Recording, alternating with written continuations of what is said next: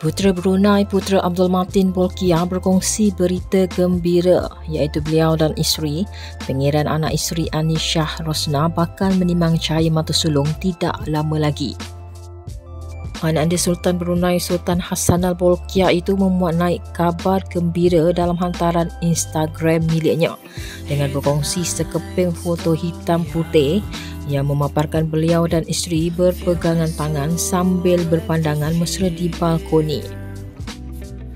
Dalam foto itu, Puteri Anisha kelihatan anggun mengenakan gaun putih berkancing sambil meletakkan tangannya pada perut yang sudah mula menampakkan perubahan.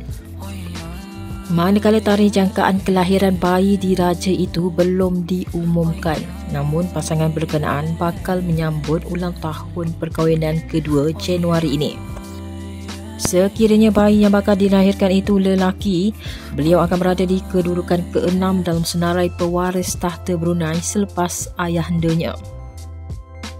Majlis perkahwinan pasangan diraja ini Januari tahun lalu diraikan secara gilang gemilang selama 10 hari dengan kemuncak iaitu istiadat rasmi di Istana Nurul Iman, kediaman rasmi Sultan Brunei.